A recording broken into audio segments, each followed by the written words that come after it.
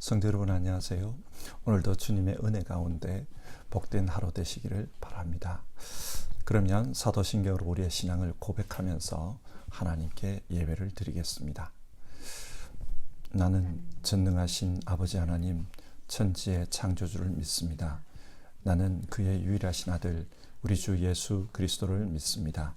그는 성령으로 잉태되어 동정녀 마리아에게서 나시고 본디오 빌라도에게 고난을 받아 십자가에 못 박혀 죽으시고 장사된 지 사흘 만에 죽은 자 가운데서 다시 살아나셨으며 하늘에 오르시어 전능하신 아버지 하나님 우편에 앉아 계시다가 거기로부터 살아있는 자와 죽은 자를 심판하러 오십니다. 나는 성령을 믿으며 거룩한 공교회와 성도의 교제와 죄를 용서받는 것과 몸의 부활과 영생을 믿습니다. 아멘. 찬송가 400장 험한 시험 물속에서 1절 부르겠습니다.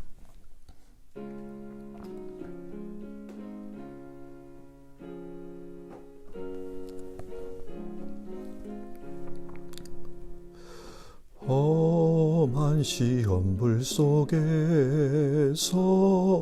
나를 건져주시고 노한 풍랑 지나도록 나를 숨겨주소서. 주여 나를 돌보시사 고이 품어주시고 험한 풍파 지나도록 나를 숨겨주소서. 아멘. 마태복음 8장 23절부터 34절까지 말씀을 한 절씩 교독하겠습니다. 8장 23절에서 34절까지입니다. 예수께서 배에 오르시니 제자들이 그를 따라갔다. 그런데 바다에 큰 풍랑이 일어나서 배가 물결에 막 뒤덮일 위험에 빠지게 되었다. 그런데 예수께서는 주무시고 계셨다. 제자들이 다가가서 예수를 깨우고서 말하였다. 주님, 살려주십시오. 우리가 죽게 되었습니다. 예수께서 그들에게 왜들 무서워하느냐, 믿음이 적은 사람들아 하고 말씀하시고 나서 일어나 바람과 바다를 꾸짖으시니 바다가 아주 잔잔해졌다. 사람들은 놀라서 말하였다. 이분이 누구이기에 바람과 바다까지도 그에게 복종하는가? 예수께서 건너편 가다라 사람들의 지역에 가셨을 때에 귀신 들린 사람 둘이 무덤 사이에서 나오다가 예수와 마주쳤다. 그들은 너무나 사나워서 아무도 그 길을 지나다닐 수 없었다. 그런데 그들이 외쳐 말하였다. 하나님의 아들이여, 당신이 우리와 무슨 상관이 있습니까? 때가 되기도 전에 우리를 괴롭히려고 여기에 오셨습니까? 마침 거기에서 멀리 떨어진 곳에 노아 기르는 큰 돼지떼가 있었다. 귀신들이 예수께 간청하였다. 우리를 쫓아내시려거든 우리를 저 돼지 들 속으로 들여보내 주십시오. 예수께서 가라 하고 명령하시니 귀신들이 나와서 돼지들 속으로 들어갔다. 그 돼지떼가 모두 바다 쪽으로 비탈을 내리달아서 물속에 빠져 죽었다. 돼지를 치던 사람들이 도망가서 읍내에 들어가 이 모든 일과 귀신 들린 사람들에게 일어난 일을 알렸다. 온 읍내 사람들이 예수를 만나러 나왔다.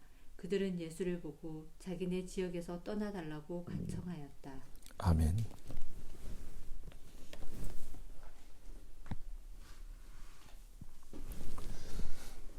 신앙생활은 끊임없이 배우는 과정인 것 같습니다. 이렇게 배우는 가운데 문득 지금까지 알지 못했던 것들을 깨닫는 경우가 있습니다. 하나님이 어떤 분인지, 믿음이 무엇인지, 그리고 믿음을 가진 사람들이 얼마나 복된 사람들인지, 성경을 배우는 가운데, 신앙생활을 하는 가운데 깨닫게 되는 그런 순간들이 있습니다. 그럴 때는 정말 마음속에 큰 기쁨이 몰려옵니다. 그리고 하나님을 믿으며 사는 것이 참 행복하다. 그런 행복감이 느껴집니다. 그래서 성경을 통해 끊임없이 하나님을 배우고 또 믿음을 배우는 것이 중요합니다. 그러는 가운데 우리는 행복하게 살 수 있습니다. 오늘 성경은 예수님이 누구신지 우리에게 그것에 대해 말씀해 줍니다. 여러분, 예수님이 어떤 분입니까? 먼저 성경은 예수님께서 온 세상을 다스리는 분이다. 그렇게 말씀해 줍니다. 예수님께서 배를 타고 갈릴리 바다를 지나가고 있었습니다. 그런데 그때 바다에 큰 풍랑이 일어났습니다. 여기서 풍랑으로 번역된 말은 세이스모스라는 단어인데 이 단어는 지진, 큰 흔들림, 그런 뜻으로도 번역이 가능합니다. 그러니까 배를 타고 가던 제자들 입장에서는 마치 지진이 난 것처럼 그렇게 두렵고 크게 흔들리는 그런 풍랑을 만났다는 뜻입니다. 그런데 이때 배를 타고 가던 사람들이 누구입니까? 예수님과 제자들이었습니다. 제자들 중에는 갈릴리 바다에서 평생 고기를 잡았던 어부 출신이 여럿 있습니다. 이들이 살면서 이런 풍랑을 처음 겪어보는 것일까요? 바다에 파도가 이런 것은 자주 일어나는 일입니다. 그러나 자주 일어난다고 해서 그 파도가 무섭지 않은 것은 아닙니다. 24절을 보면 풍랑으로 말미암아 배가 뒤집힐 지경이 되었다고 합니다. 그래서 25절, 주님 살려주십시오. 우리가 죽게 되었습니다. 아주 다급하게 부르짖습니다. 그들은 그 풍랑으로 큰 두려움에 사로잡혀 있습니다. 그런데 이 풍랑이 왜 일어납니까? 갈릴리 바다 북쪽에는 헬몬산이 있습니다. 그리고 이 헬몬산은 높이가 약 2,800m입니다.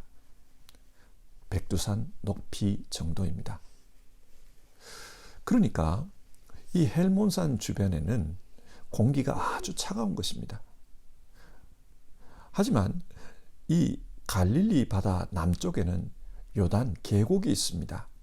요단 계곡은 아주 저지대입니다. 지표면보다도 더 낮은 곳입니다. 그러니까 당연히 공기가 따뜻하겠지요. 이렇게 북쪽의 헬몬산 쪽에서 불어오는 찬 공기와 남쪽의 요단 계곡의 따뜻한 공기가 만나면 그때 갈릴리 바다에서 갑자기 돌풍이 일어난다고 합니다. 바람 때문에 풍랑이 일어난 것입니다. 바람, 헬라어로는 아네모스인데 이 단어는 바람이라는 뜻 외에도 시대의 사조, 풍조 그런 뜻을 가지고 있습니다. 그 바람이 제자들을 죽음의 공포에 질리게 한 것입니다. 우리 역시 마찬가지입니다. 우리 역시 이 시대의 흐름, 풍조 그 속에서 살아가고 있습니다. 그런데 예상치 못한 그런 풍랑을 만날 때가 있습니다. 이 시대 속에서 말입니다. 지극히 당연하다고 생각했던 것이 어느 순간 뒤집혀버리는 그런 경우가 있습니다. 예를 들어 열심히 노력하면 행복하게 살 수 있다. 세상은 그렇게 가르칩니다. 사람들은 그것을 상식으로 여기고 믿습니다. 그렇기 때문에 최선을 다해 열심히 살려고 일상에서 노력합니다. 그러나 그렇게 열심히 살아도 예상치 못했던 사고가 일어나기도 하고 기대치 않았던 병이 찾아오기도 합니다. 인간의 힘으로 극복이 되지 않는 그런 어려움 앞에 놓일 때가 있습니다. 그때 우리는 공포를 느낍니다. 우리의 상식을 벗어난 일이 일어난 것입니다. 인간의 힘으로는 어떻게 해볼 수 없기 때문에 공포를 느낍니다. 이런 공포는 인생을 많이 산 베테랑이라고 해서 무시할 수 있는 것이 아닙니다. 지금 예수님의 제자들이 그렇습니다. 그들은 어부 생활의 베테랑이지만 자신들의 힘으로 어쩔 수 없는 그런 풍랑을 만났습니다. 그런데 이 순간 기억해야 할 것이 있습니다. 우리가 타고 있는 배 안에 주님이 함께 계신다는 사실입니다. 큰 풍랑으로 흔들리는 그 배 안에 주님이 계십니다. 자, 오늘 장면을 한번 상상해 보십시다. 큰 물결이 치고 바다는 점점 거세집니다. 파도가 배에 부딪히면서 배 안으로 물이 들어옵니다. 그런데 주님께서는 그곳에 자고 계십니다. 어떻게 이런 상황에서 편히 잠잘 수가 있을까요? 여기서 자다로 번역된 단어는 카튜도라는 단어입니다. 이 말은 깊이 잠들었다 그런 뜻도 있지만 죽음의 잠을 자다 그런 뜻도 있습니다. 예수님께서 죽은 자를 일컬을 때 잠자고 있다 그런 표현을 쓰고 있지 않습니까? 그처럼 오늘 본문은 마치 주님이 돌아가시고 안 계시는 것처럼 그런 느낌이 들게 합니다. 자, 이런 상황에서 제자들이 예수님을 불러 깨웁니다. 살려달라고 주님께 부르짖습니다. 그러자 예수님께서 일어나셔서 왜 무서워하느냐 믿음이 적은 자들아 그렇게 말씀합니다. 그리고 제자들이 보는 앞에서 바람과 바다를 꾸짖으니 바다가 아주 잔잔하게 되었다. 고요해졌다. 다시 평온이 찾아왔다. 그렇게 말씀합니다. 바다가 주님의 말씀에 순종한 것입니다. 이것을 보고 제자들이 놀라서 서로 이런 말을 합니다.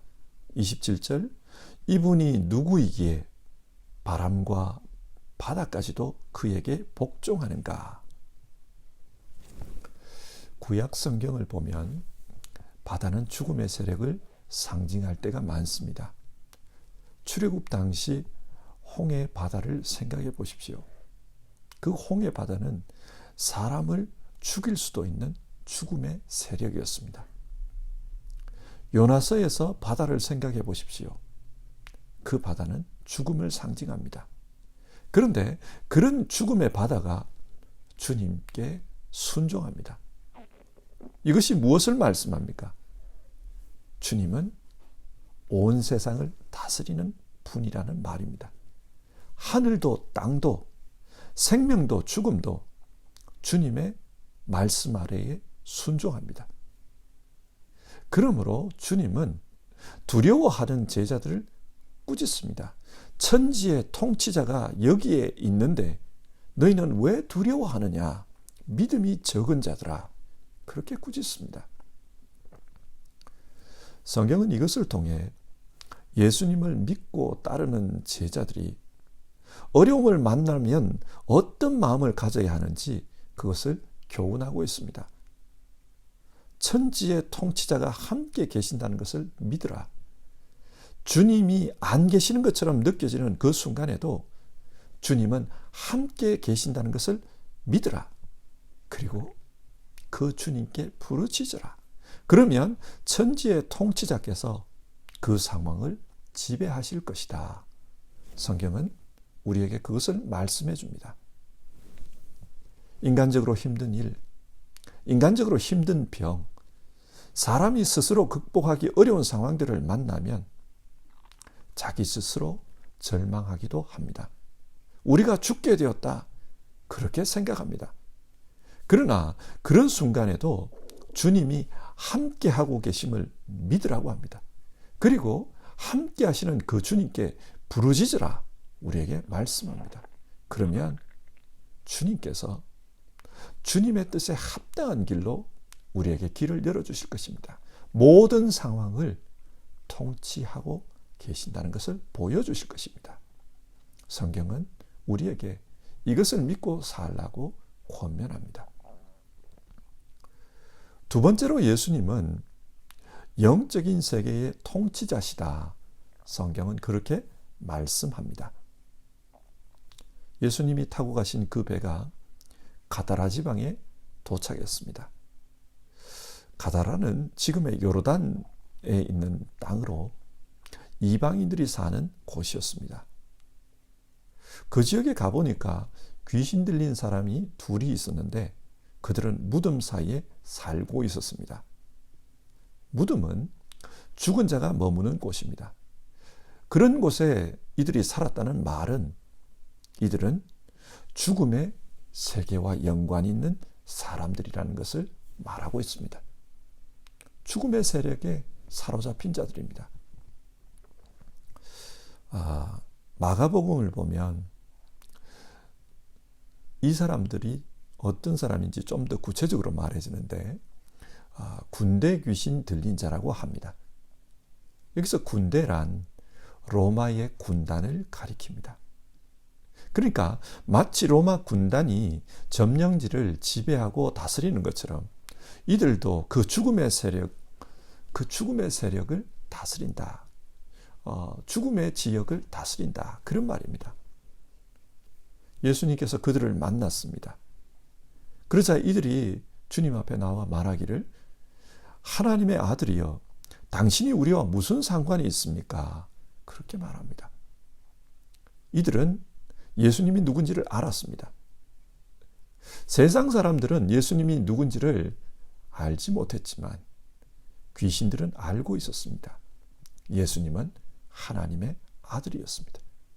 그리고 그 하나님의 아들이 장차 자기들에게 심판을 내릴 뿐이라는 것도 알고 있었습니다. 요한계시록 20장 10절을 보면 세상 마지막 때에 예수님께서 마귀들을 무수경에 가두는 말씀이 나옵니다. 그래서 이들이 말하기를 아직 세상 마지막 때가 되지 않았는데 왜 벌써 우리를 가두려고 합니까? 왜 우리를 괴롭히십니까? 그렇게 말하고 있습니다. 이들은 예수님께서 자신들의 심판자라는 것을 알고 있습니다. 그래서 예수님께 간청합니다. 31절 우리를 쫓아내시려거든 우리를 저 돼지들 속으로 들여보내 주십시오. 유대인들에게 돼지는 부정한 동물입니다. 이 귀신들이 그 돼지 속으로 들어가겠다고 합니다. 예수님은 들어가라고 합니다. 왜 들어가라고 합니까? 혹자는 이것을 보며 예수님은 생명을 사랑하지 않는다. 그래서 돼지떼가 죽도록 하셨다. 그런 말을 합니다. 그러나 그런 말이 아닙니다. 신학자들은 귀신 들린 자가 귀신으로부터 해방되었다는 것을 사람들에게 보여줄 필요가 있었다고 합니다. 그래서 치유된 그 사람이 정상적인 상태로 돌아왔음이 드러나야만 하고 그래야만 그 이후에 정상적인 삶을 살 수 있습니다. 귀신들은 돼지와 함께 떠났다. 그걸 보여줘야 합니다. 그래서 예수님께서 돼지에게 들어가라고 했습니다. 성경이 이것을 통해 말씀하는 것은 예수님은 영적인 세계의 통치자라는 사실입니다. 우리는 눈에 보이는 것만 믿는 경향이 있습니다. 그러나 성경은 눈에 보이지 않는 세계도 있으며 그 세계 역시 예수님의 지배하에 있다는 것을 말해줍니다. 그러므로 예수님을 믿음의 주로 모시고 사는 사람은 눈에 보이는 삶뿐만 아니라 눈에 보이지 않는 삶 역시 예수님 때문에 행복하게 살 수 있다는 것을 말해줍니다. 예수님을 모르는 사람들은 지금도 점을 치고 또 부적을 가지고 다닙니다. 눈에 보이지 않는 영적인 존재 때문에 공포를 느끼고 있어서 그렇습니다. 그러나 우리 믿는 사람들은 그럴 필요가 없습니다. 주님께서 눈에 보이지 않는 세계 역시 다스리고 계시기 때문입니다. 예수님을 믿는 사람은 이런 담대함을 가지고 살아야 합니다. 주님께서 모든 것을 다스리십니다. 그런데 이상한 일이 벌어졌습니다. 이렇게 귀신 들린 자가 온전하게 되었으면 그 지역 사람들이 이것을 보고 기뻐하고 축하해 주어야 합니다. 그런데 34절을 보면 사람들이 예수님을 만나러 와서 자기 지역을 떠나달라고 간청하고 있습니다. 두려워하고 있습니다. 왜 떠나라고 할까요? 마가복음은 그 이유가 그들이 입은 경제적인 손실 때문이라고 합니다. 2,000마리나 되는 돼지가 죽었습니다. 그러니 앞으로 또 어떤 불행한 일이 일어날지, 어떤 손해를 입을지 그것이 걱정이 되었던 것입니다. 그래서 주님께 떠나달라 그렇게 부탁하고 있는 것입니다. 여기서 우리는 믿는 자와 믿지 않는 자의 차이를 발견하게 됩니다. 믿는 자는 예수님의 통치로 말미암아 그 삶이 온전해진 것에 초점을 맞춥니다. 그러나 믿지 않는 자는 자신들이 입은 경제적인 손실에 초점을 맞춥니다. 예를 들어 한번 생각해 봅시다. 술과 음란함, 그리고 온갖 더러운 범죄가 일어나는 어두운 세계가 있다고 합시다. 그리고 그 어둠의 세계에 기생해서 살아가는 사람들이 여럿 있습니다. 그런데 그 어두운 세계에 예수님의 복음이 들어갑니다. 사람들이 그 복음을 듣고 변화되기 시작합니다. 한 사람, 두 사람 어둠의 세계를 벗어나 온전한 삶을 살기 시작합니다. 이런 일이 일어나면 함께 축하해 주는 것이 정상적입니다.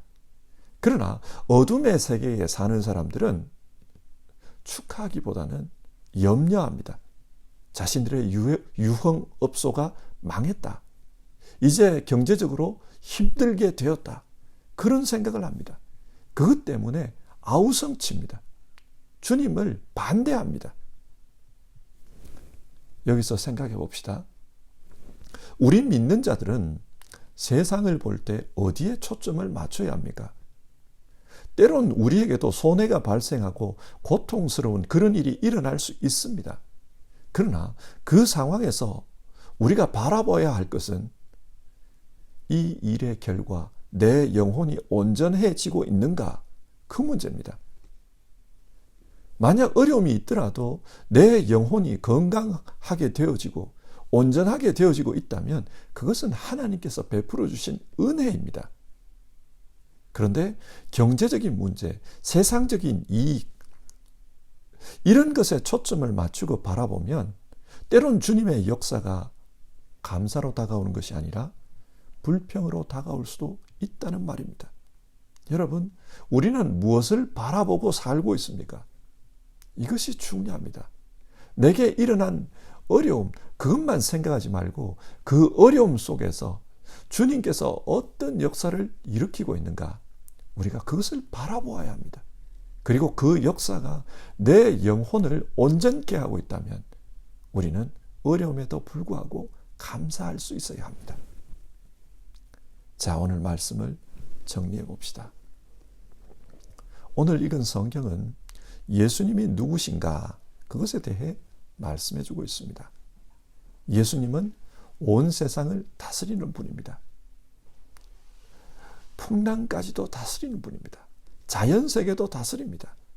그렇기 때문에 어려움을 만났을 때 먼저 주님을 바라보라.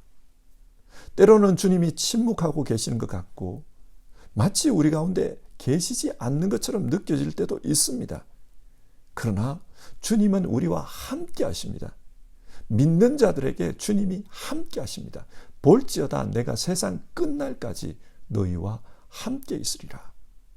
우리와 함께하는 그 주님을 믿고 바라보며 부르짖으면 우리 인생에 일어나는 풍랑을 주님께서 잠잠케 해주실 것입니다.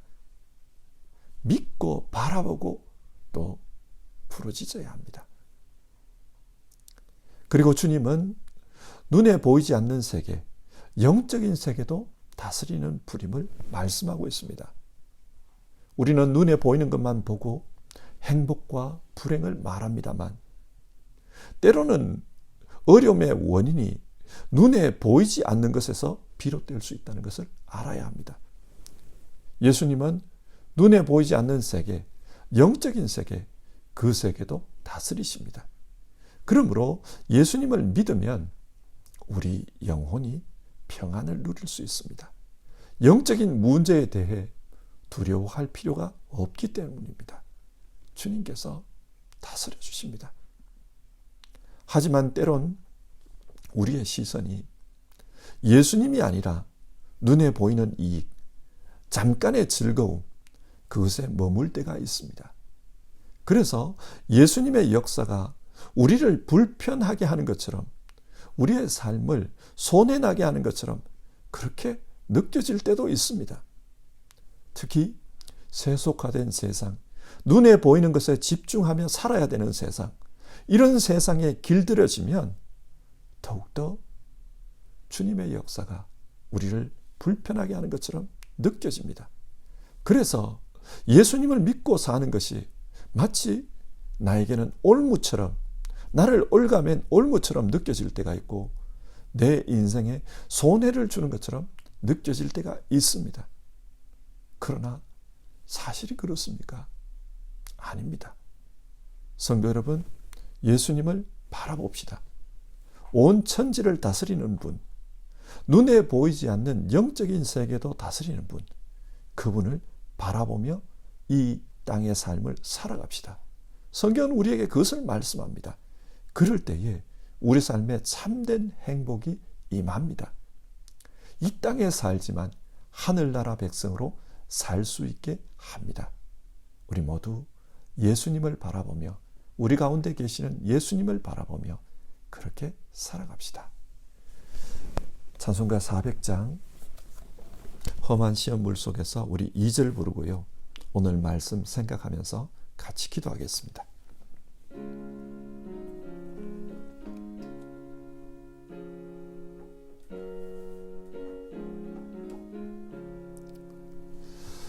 권세 능력 무한하사 모든 시험 이기고 풍랑까지 다스리는 주님 앞에 비오니 주여 나를 돌보시사 고이 품어주시고 험한 풍파 지나도록 나를 숨겨주소서. 아멘. 성경은 풍랑을 만난 그때에 예수님이 누군지를 생각하라고 합니다. 그리고 그 예수님을 바라보며 살라고 합니다. 그러면 우리 삶에 참된 행복이 있을 것이라고 합니다. 어려운 가운데 계시는 분, 또 영적으로 짓눌리고 있는 분들, 오늘 말씀을 생각했으면 좋겠습니다. 눈에 보이는 세상만 바라보고 계시는 분들 계시다면 오늘 말씀을 생각했으면 좋겠습니다. 예수님을 바라보고 삽시다. 예수님은 온 세상을 다스리는 분입니다. 영적인 세계의 주인이십니다. 그 주님께서 우리에게 평강을 주실 것입니다. 우리 함께 기도합시다.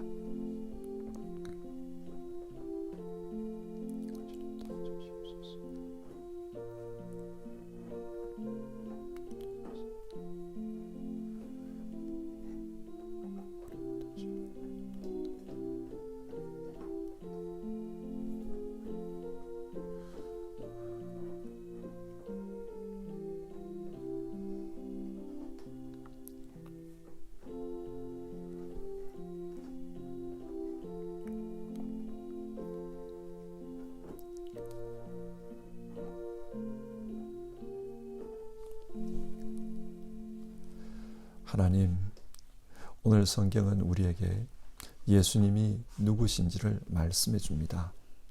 예수님은 온 세상 만물을 다스리는 천지의 주권자이심을 선포하고 있습니다. 예수님은 눈에 보이는 세상뿐만 아니라 눈에 보이지 않는 세상도 다스리는 주권자이심을 선포합니다. 우리가 이 말씀을 믿고 이 세상 살 수 있도록 도와주시옵소서. 자신의 인생의 풍랑을 만난 분들이 계시거든 정말 오늘 말씀을 믿고 예수님을 바라볼 수 있게 도와주시옵소서. 영적으로 짓눌리는 삶을 살고 있는 분들 계시거든 오늘 말씀을 통해 주를 바라볼 수 있게 도와주시옵소서. 그래서 우리 인생의 풍랑, 우리 인생을 짓누르는 그런 어려움들 주님의 이름으로 이길 수 있는 우리 모두 되게 하여 주시옵소서. 주님, 우리 모두는 예수님께 속한 사람임을 알고 주님 우리와 함께 계심을 알고 그 주님 바라보며 주님께 부르짖는 자로서 살아가는 우리 모두 될 수 있도록 도와주시옵소서. 함께 기도하는 모든 성도님들 그 삶 속에 주님께서 주시는 평강이 있기를 원합니다. 주님의 치유하심이 있기를 원합니다. 주님의 해방하심이 있기를 원합니다. 주님께서 우리를 행복으로 인도해 주시기를 원합니다. 주님, 우리를 도와주시옵소서. 예수님의 이름으로 기도드립니다. 아멘. 하늘에 계신 우리 아버지, 아버지의 이름을 거룩하게 하시며 아버지의 나라가 오게 하시며 아버지의 뜻이 하늘에서와 같이 땅에서도 이루어지게 하소서. 오늘 우리에게 일용할 양식을 주시고 우리가 우리에게 잘못한 사람을 용서하여 준 것 같이 우리 죄를 용서하여 주시고 우리를 시험에 빠지지 않게 하시고 악에서 구하소서. 나라와 권능과 영광이 영원히 아버지의 것입니다. 아멘.